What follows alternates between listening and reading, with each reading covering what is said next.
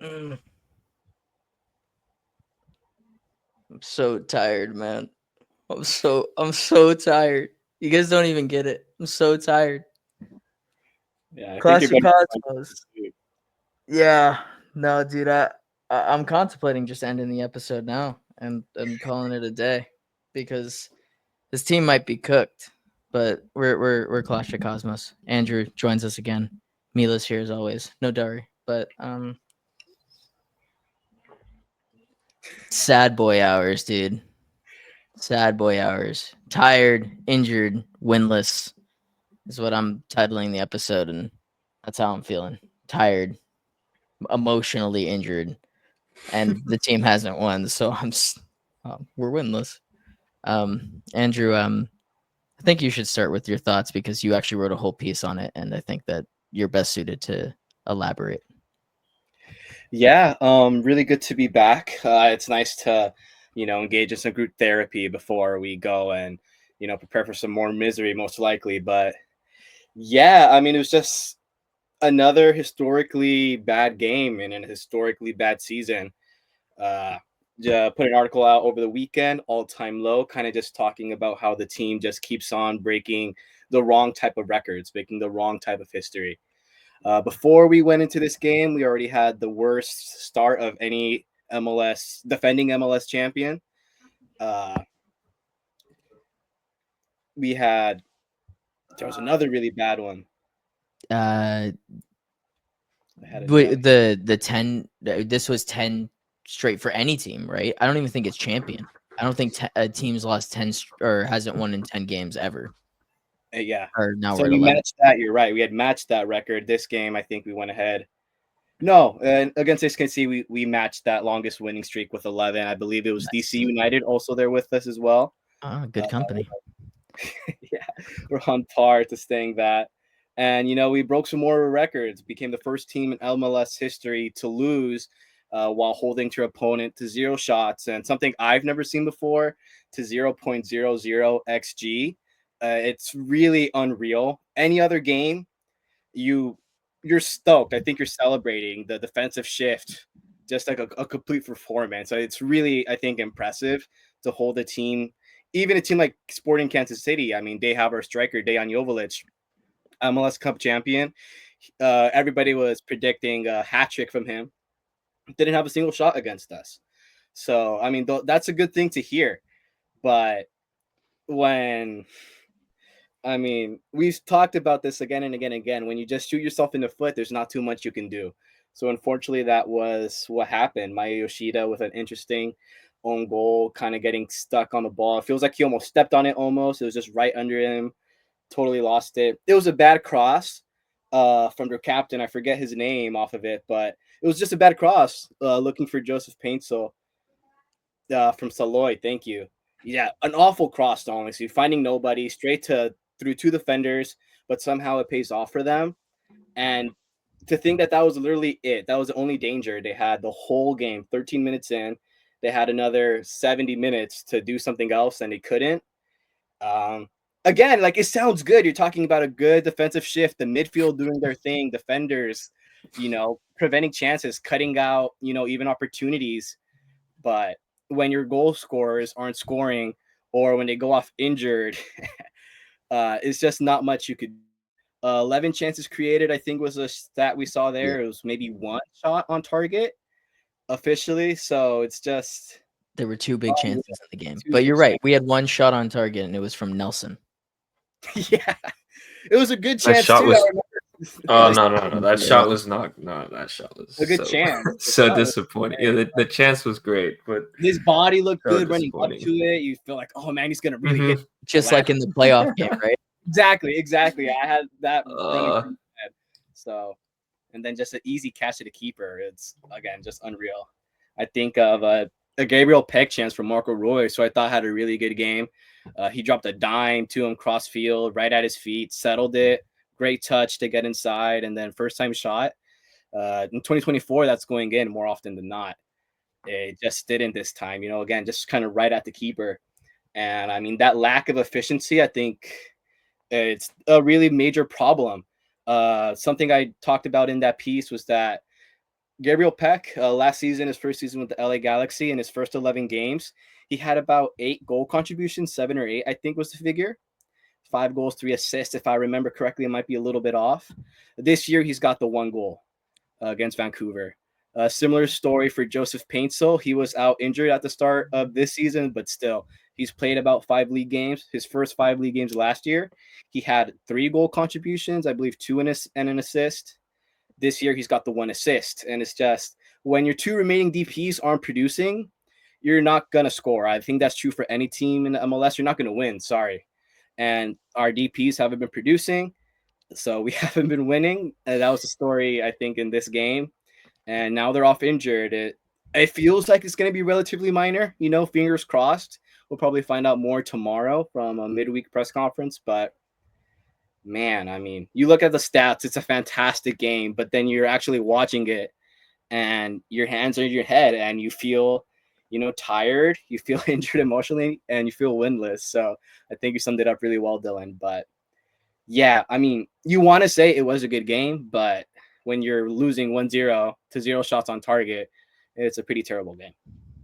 Yeah, pretty terrible is right. Before I potentially crash out, because it might happen if I start speaking.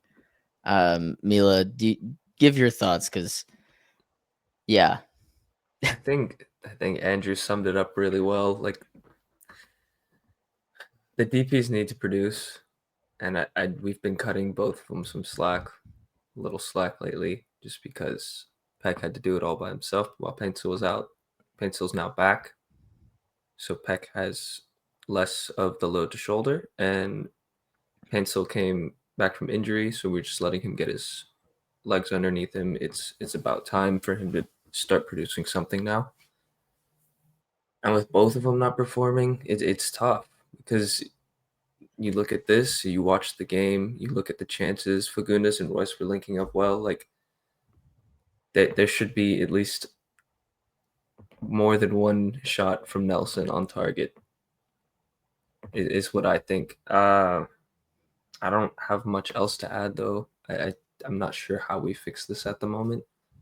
It'd be nice if someone like a Nascimento stepped up, but we still haven't really seen anything from him.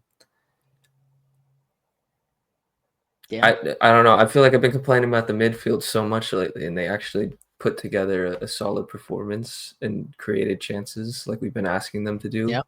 Take that load off Yamane, and what did our front three do? Nothing really. Some chances. I still saw another frustration interaction between Peck and Paintsil, so that doesn't seem to be calming down anytime soon. So it's grim. It's not looking good. Yeah. This team's playing sorry. Like, this is a sorry ass team.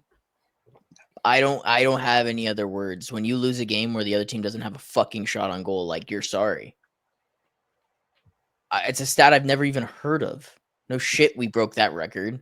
Because I didn't think it was fucking possible. Like, I didn't know that was a possible stat. Literally, you say that to someone like a casual, they're like, how the hell? There's no possible way for that to happen. Shout out to my coworker James. I had him look up the stats. He was so fucking confused. He was so fucking confused. He was like, "What? I don't even know how it's possible." And him as an outsider perspective, just as a team in general, he's like, "How is this even possible?" And I had another coworker go, "Well, like, didn't they just win like a year ago or something?" And I was like, "No, they won like 4 months ago." Like, this team is not that far removed from this. This is just a overall collapse of pedigree, and I don't even know, like you guys are both saying, I don't even know what the fix is. There isn't a fix. This plain and simple, players just have to play better.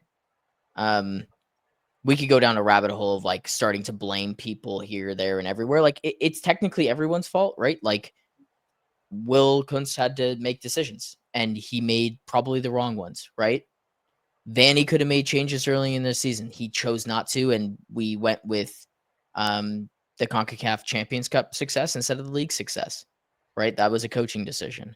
And then you can just boil it down to, well, we had to pay our DP players a fuck ton of money That's where the money's gone, right? Is like we had to pay Paintsel an increase in wages. We had to pay Peck an increase in wages. And those dudes, like you just mentioned, have 2 goal contributions on the entire season.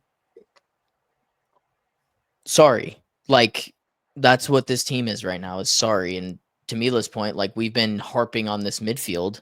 Vanny tries something different. It actually works because, and they all played great. Like, look, I got nothing against Royce, Fagundes, or Cerrillo, which Cerrillo deserves a special shout out because that game was, I don't even know.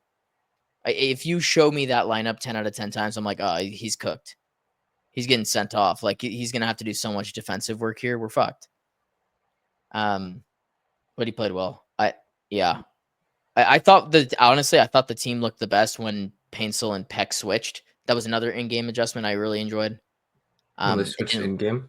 yeah, it didn't lead to anything. Like it just, but I think with the current setup of the team, like we got to get some bullshit goals, and that happens when you cross in the ball, right? Like, and having Peck on his left foot and having Paintsel on his right foot, it forced the issue a little bit. And then they both got fucking injured. So the game, you know, the Indiana Jones in the second one where like the dude takes the hearts out of people. That's what it did, dude. That's what that game did to me. It just like fucking ripped it out of my chest. I was sitting there for like 5 minutes, just like, what just happened? What do we even do? Yeah. What do we even do? Like, just when you think things can't get any worse, they somehow do, and they did it like in a hell of a way. You know, it's just, it really feels like we stepped into like a Twilight Zone year or something. Yeah. We stepped into that elevator, we got out, and we're alternate reality where the Galaxy can't do anything but give away those bullshit goals that we really need. And again, like, we're not that far away from an MLS Cup champion. We had, I think it was 9, 10 of the 11 players out on the field the other day against Sporting Kansas City, a team who last year we smacked really handedly. It's mostly the same players. Obviously, you're missing Ricky Pooch, but even without Pooch last year, we were missing him for like 3-ish months, maybe a little bit more. We got great results. And again, it feels like there's no way to, I think, really describe or explain how we've just fallen off so hard. We really fell off is the best way to say it. Fell off a cliff. Fell off a cliff. Yeah. You sent that tweet of like, someone tweeted like, I feel for my Galaxy podcasters. Add on top of that, like, I feel for my Galaxy podcasters who decided to start a podcast in maybe the worst stretch of Galaxy history, which is a tough thing to say after the last 10 years before winning they what the fuck? Are we cursed? Is it us? It might be us, dude. I'm starting to think it's us. I was hinting at it last episode. I'm starting to think it is now. No, it's not. Like, it's us, dude. No, bro. I'm usually not into jinxes. I don't believe in that thing. I'm starting to believe. That's how bad this team is. They're making me think. It was just, we need Yov. We need Delgado. We need Yov. We need Jesus. Yov would have got a goal yesterday. Is the thing. Like, fucking. That's the thing. I'm not so sure. Like, Christian Ramirez looked like he had popped into really good spots, and our wingers got into really good spots, but he just never got the ball. I don't think he had a single chance that entire game, which was frustrating because, again, like, he just got into really great spots, places where it feels like he could have finished. But if the ball's not getting to him, what can he do? Just keep on running. But that's the difference between them, I think, is that Joveljic wouldn't always get the ball like service to him to score, where it's just like, oh, take a touch and shoot, or just a tap in type of thing, which Ramirez up until now has basically been mostly that. He would sometimes get a chaotic goal or create his own chance. So I think we're missing something like that. I would hope that Nascimento could offer something like that if he gets more chances, but right now he's not getting the chances and he hasn't produced.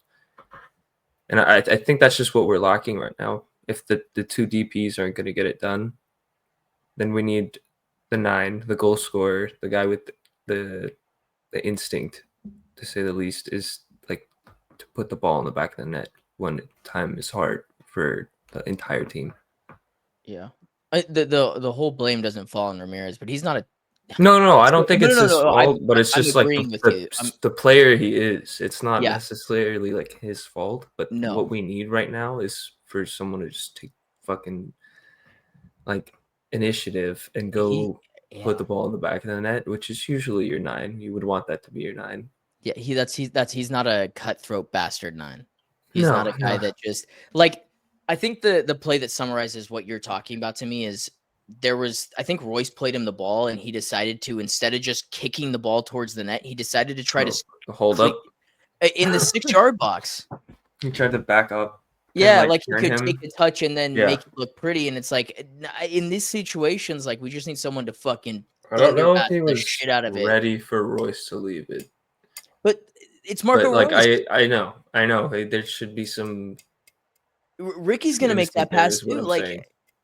he's played with really talented players is also the issue, and I'm not trying to blame him. It's not his fault that we lost this game, but it's like in a time where we're just desperate. We're so desperate for goals, and him along with Peck and Paintsel have just been so tame and not cutthroat. You're right. This is why we missed Dayon. And Dayon didn't even play for us.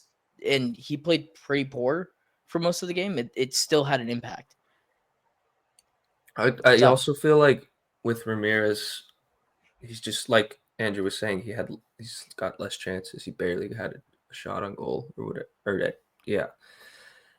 But with Jovic, he would just pop one. And hopefully it could create something out of it. And right now we don't have that. We don't have someone to just shoot, and we need someone to shoot efficiently too. So back to I think it. Yeah, exactly. I think we need that aspect in the team, that 9 in the team.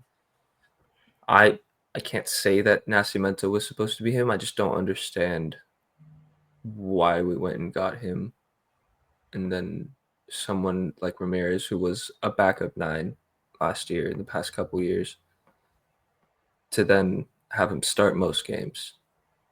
It could be a lack of development, or Nascimento doesn't seem ready right now, or it could be that Ramirez was the plan all along to be the starter.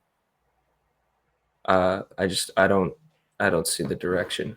I don't understand it either, because Paintsel was hurt before he really. I mean, I guess he was already signed, but you knew that you had a hole already at winger. Look, like to act like these guys are made of iron and they're never going to get hurt, like that's impossible. So why did we go get a backup 9 if the whole plan was to play Ramirez and keep Barry? Like, look, Barry came onto the field before Nascimento did. We're paying Nascimento a lot more money to be on this team and to make an impact. I 100% agree with you. It doesn't make any sense. That's on Will, right? Like, there's the circle of blame that can continue to get tossed around, but like, I just don't know. There's no direction right now. It's so weird. We went from having like all of this direction to just like, okay, here's like a bunch of scattered thoughts and everything's all fucked up.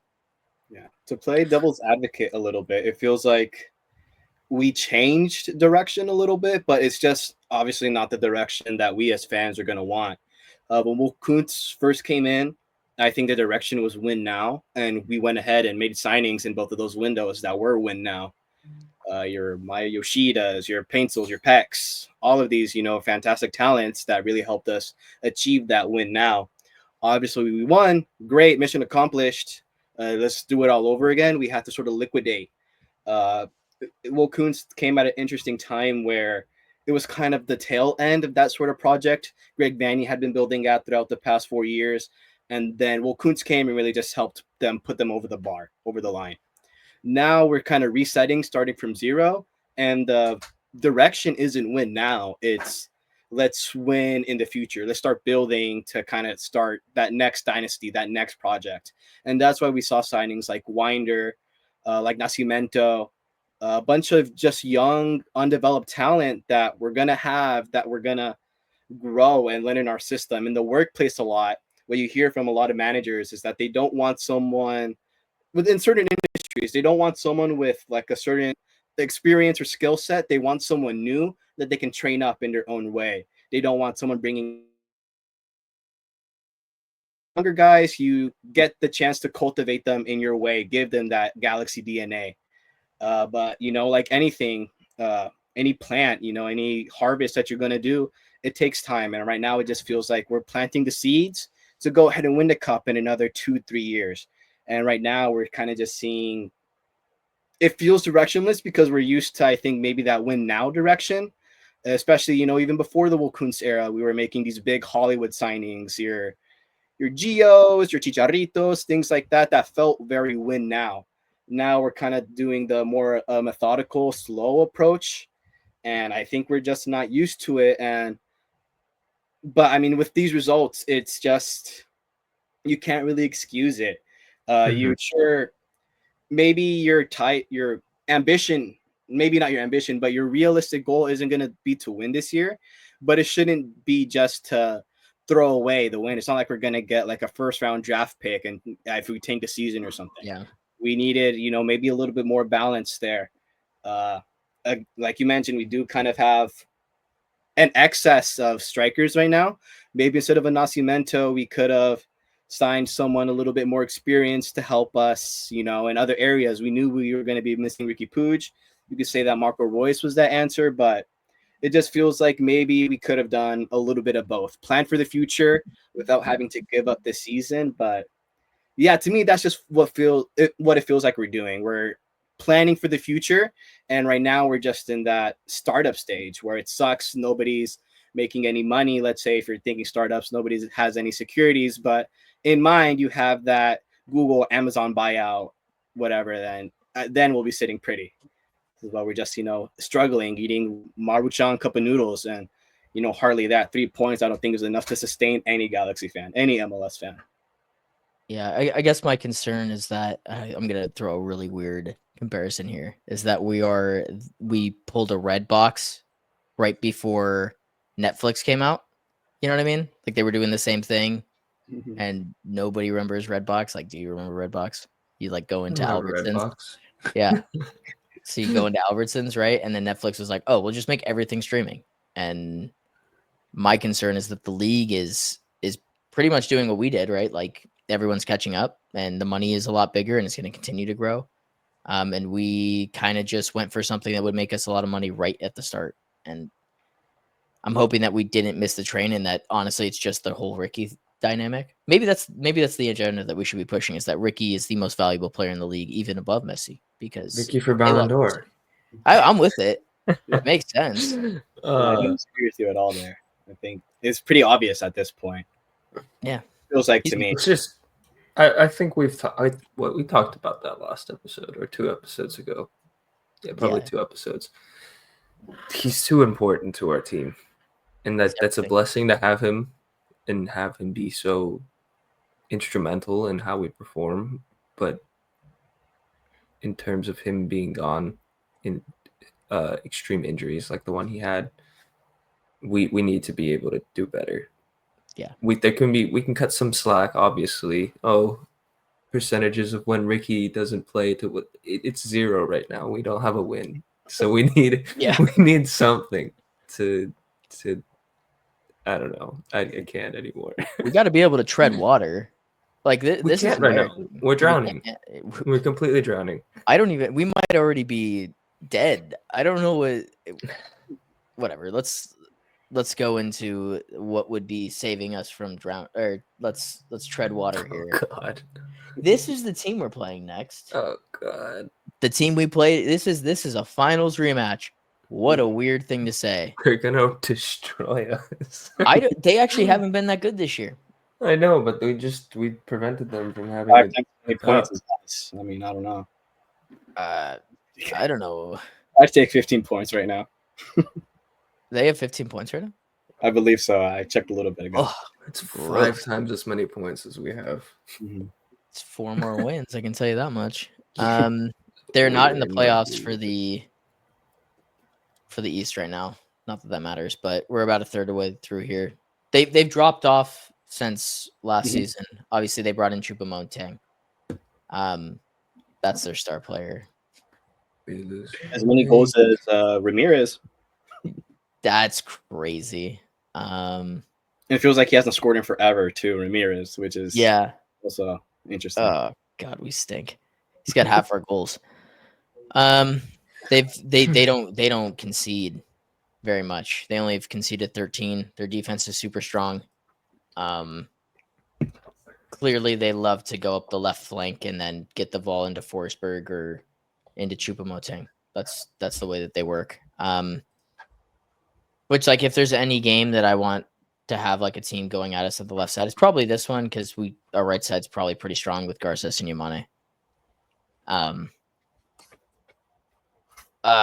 Man, we're recording this before any pressers and any knowledge of injuries and whatnot. So we're just gonna assume that these knocks on a road trip where we don't get to go back. I'm assuming they didn't go back to LA.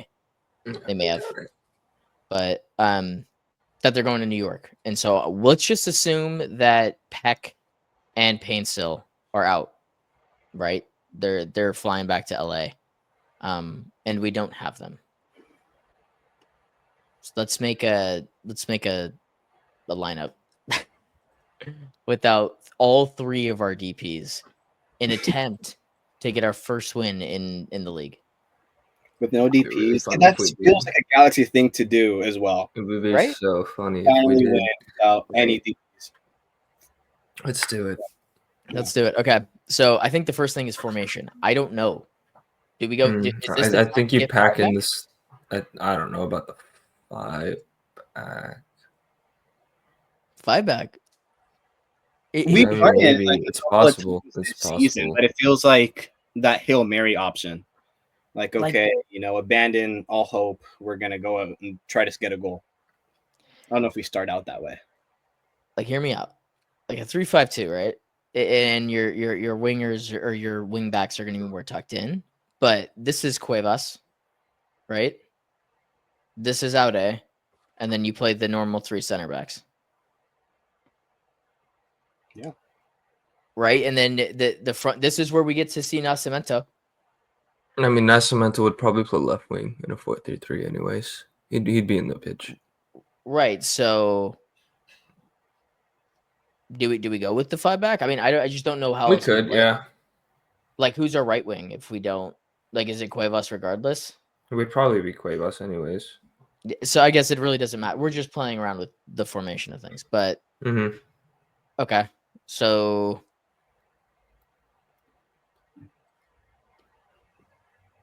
is this Yamane? The right center back? Yeah. Yeah, I think so.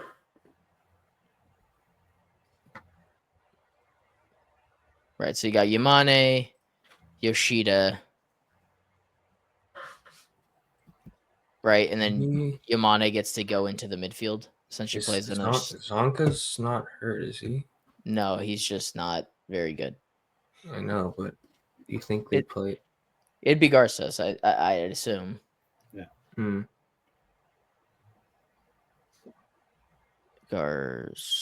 Yes? Is spell right?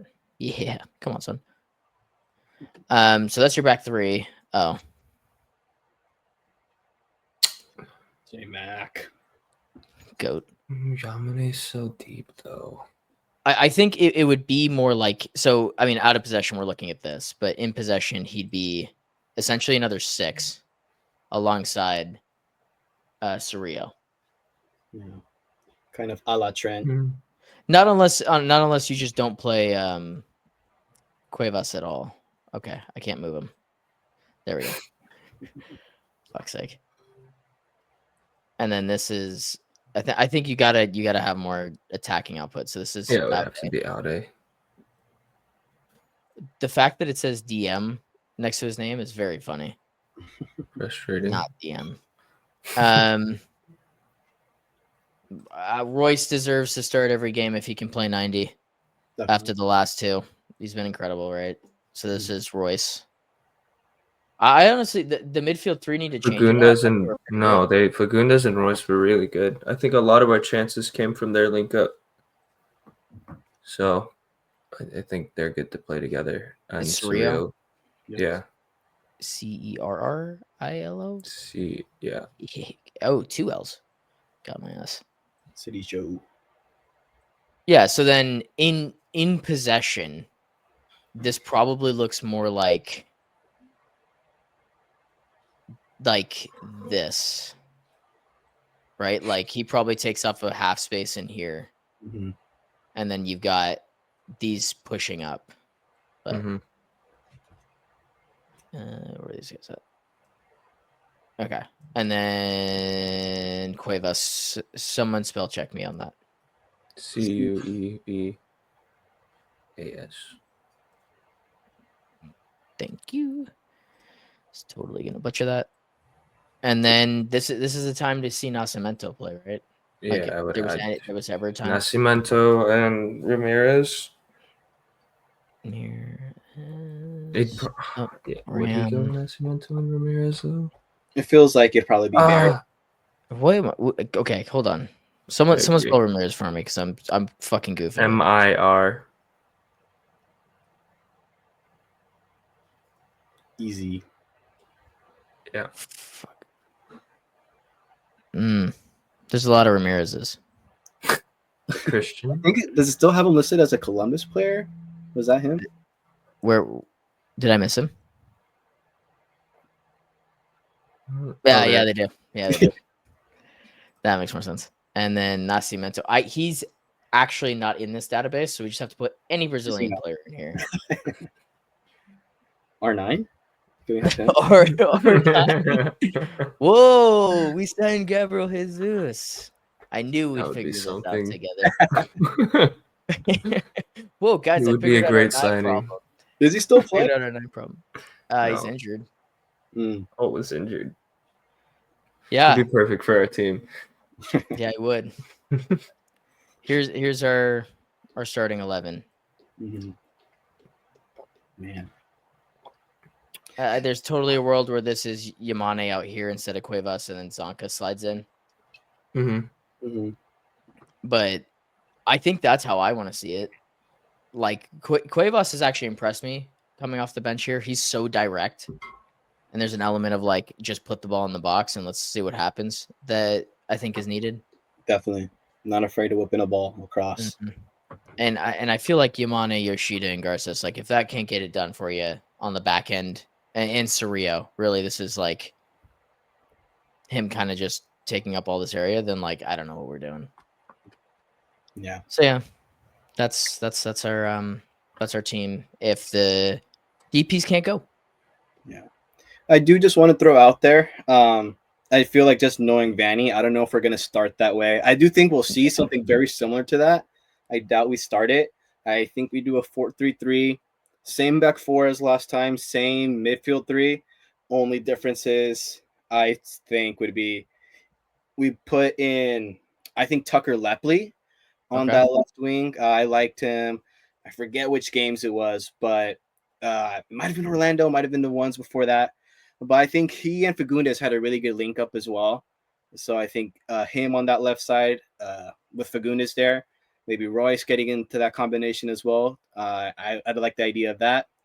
On the right side, that becomes a little bit more interesting. I think it might be cool to see Nascimento, but I don't know about that. Maybe I think we might see Isaiah Parente coming into that midfield. Diego Fagundes taking up either of the wide positions. No. Wide positions. You're probably right. You're probably so right.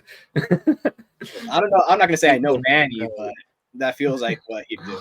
Oh, no. No, you're right. He's going to play it safe. I think play Fagundes. One of the wingers, I do think he'll make those tactical changes, but I just don't see him starting like that. Yeah. This sucks. This sucks being a podcast where we have to try to figure out answers, and like we all know what's coming. The inevitable, right? You're right, because he's gonna play it safe, and he probably should. Like it's not as why. Why? What are we gonna do? I don't know. Points. Touche. Like we can't. This is not the time to fucking play it safe. This is the time to go balls to the walls. Fucking try anything to get the fucking 3 points right now because we haven't got a fucking win all season. And hope that we turn it around after that. Yeah, exactly. Yeah. Well, but right now, like if you played safe and go for a fucking like I don't know. I don't think safety is the answer right now in any way, shape, or form. Like I said, I don't disagree with that. I still think the West is up for grabs. Like I don't, we're not dead yet. We're very close, but like 4 wins puts you right back into a fight. Like this team is not catching like a Vancouver. They're not even catching. I wouldn't I'm even go surprised as if far anyone. as They're so clear of the rest of the West. they are so good. We should probably talk about them in a later pod. Just maybe when we get to the third waypoint, just kind of maybe a whole league pod. We'll get away from the Galaxy, especially if we lose this next one. The next pod we'll do will be more league based, and we'll just preview the next game. But yeah, Sure, the MLS.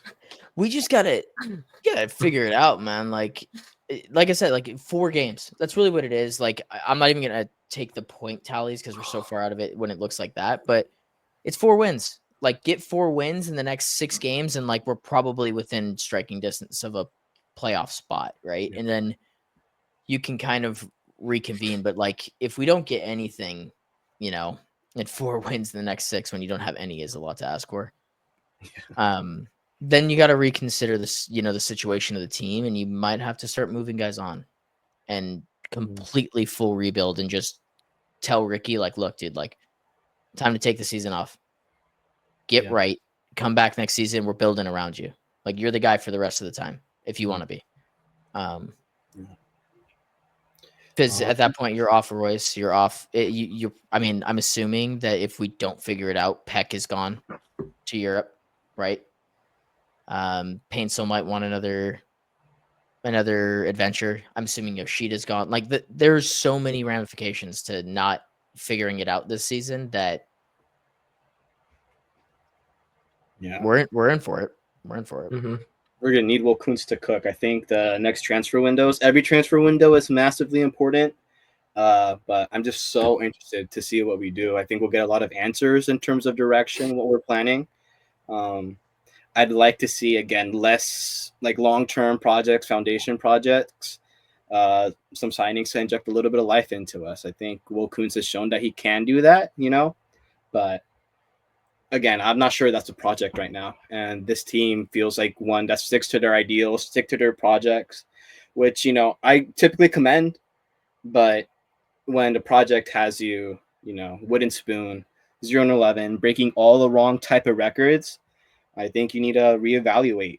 That's probably what they're doing up there. We really can't tell, but yeah, man, it's just really interesting. I'm really interested to see what what the transfer window is like. How do you save a club in such dire straits? No other team in the league, it sounds like in history, has been in the position we're in, and so let's see how we get out of that. It's, uncharted water for Will Kuntz, serial winner, not probably used to being in this position. Let's see how he does. I think it's just a test for everybody. You're gonna sink or swim. Right now, we're just barely treading water, like you guys said. Yeah. Okay. Well, we do it every episode. I'm not gonna stop it now. Makes for a good clip. LA Galaxy versus New York Red Bulls. Star player and prediction. Mila go first. Andrew go second. I'll finish it off. Then we'll go to sleep. I'm gonna go Royce again. I think he was good. One of the key players last game, even though we didn't produce anything. So I'll go Royce and hope for just a 1-0, just a cheeky little 1-0, get out the park and go back to LA. We still have another road game, I'm pretty sure, after that. I don't even know if they're going back. Is it San Diego? Oh, well, then it's a home game. They'll go back to LA then first. Yeah. Oh, it's Philly. I take it back. Go to Philly. Take the cheeky little 1-0, go to Philly. Philly's a great side right now, too. I'm scared for that. Okay. Andrew, your turn. Star player. Do we have any of those still? No. The ones we did, they're kind of dying out and they're injured. But I am going to say, I think I'm going to copy Mila a little bit. just because I don't know who is coming into those wing positions. It still might be one of Pecker Painto, but I'm gonna stick with Royce. He seemed really good throughout those 90 minutes. I didn't have too much fitness issues in terms of him watching him play, so I think he has the legs under him now at this point to replicate that sort of performance, even if it is on the road in the middle of a road trip.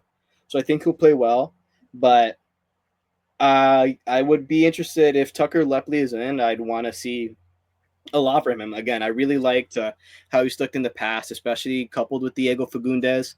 Really, I feel like they just make the right decisions. He knows when to get into those advanced spaces, slipping a through ball. I feel like things happen when he's on the pitch, really tenacious. So if he can, if he gets a start, some minutes, I think we'll notice it. So if he plays, I'm gonna go ahead and have him as my star player. But it feels just more likely that Royce is gonna be in there regardless. So I'll go with Royce there.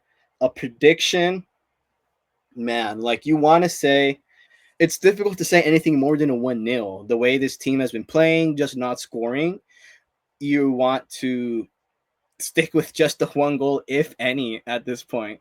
But it, like saying that, it just doesn't feel like it's going to happen. I don't think we've kept a clean sheet yet. Uh, so I think most likely thing is probably like a 1-1, maybe even a 2-1, 1-0 their favor. But I'm never one to, predict against my own team. So I'm going to say a 2-1. I don't think it's going to be a clean sheet, but I think we're going to get some cheeky goals. It's squeaky bum time, as they say. Yeah, it is. I want to see some squeaky goals, some sweaty goals. I don't care, but let's put it in the back of the net. So 2-1 us. Yeah, guys. I'm a homer. I'm not gonna pick us to lose, so prepare for that. Star player Mr. McCarthy, because I think that without assuming those guys don't go, like he's gonna have to be top. And he's been pretty good over the last stretch of games ever since he made the one mistake. I think he's gonna have to be immense again. I'm gonna hope that our defense, which has been playing better of late, can give him some assurances, but I think he's gonna have to make a couple of really big stops against a really good striker. So J Mac, you are my only hope. And then prediction, yeah, proper smash and grab, 1-0. Get in, get a crappy, shitty. I don't even care if it's a fucking flop penalty. Just give me something. Give me a shit one. Yeah. Give me a shit one. Give me a super shit one, like Colossus shit goal, and then get the fuck out of New York and get on a train or a bus or a plane and get to Philly. Get some Train to cheesesteaks. Philly would be so funny. The Galaxy on the train to Philly. It's so funny because like the English teams do that all the time, and then like we don't ever do that, but it would be great. Yeah, so that's it. I'm tired. Are you guys tired? Very. Mila, can you end the recording on your end? Does it let you? Okay. Yeah. You do it, man. I'm going to sleep. Bye, guys. Oh, actually, no. Before we go to sleep, Andrew, you get to plug your stuff, and then I'm gonna go to sleep while you're plugging your shit, and then Mila can end the episode. Yeah, Los Angeles Sports Nation. You'll find our articles there. We had our most recent one talking about that SKC game, all-time low. Most recently out on Thursday. We should have a new one. We're going to be talking about Vanny in, Vanny out. I've got a couple of ideas about that, a couple arguments. I'm just going to say from now, I don't think a lot of Galaxy fans are going to be happy with what I have to say. I have a feeling I might get called an apologist, but I'm going to call it as I see it. So, subscribe for free. Go ahead, read that, and follow me on Twitter at NGF Andrew, as you see at the bottom there. If you think I'm full of ish, give it to me. Let me hear it. Let's, start a dialogue, as our friend Charles Barkley says. But yeah, you can catch me on there, Nuestra Galaxia Futbolera on Instagram. If you want to know how to spell that, follow me on Twitter and I'll let you know. But yeah, looking forward to keep on covering the rest of this pretty painful season. And hopefully we can give Dylan something to wake up to. Sounds straight. Oh, thanks, Andrew. Mila, myself. Clash of Cosmos, episode 11. Mila, you can end it whenever. LA are the champions. They're going to go alone. Still back. What a goal. It's 6. They just cannot stop scoring. The volley from Bono. Yes. San Jose carved open with a world-class pass from Ricky Pooch. Glittering Galaxy and Landon Donovan is the match winner.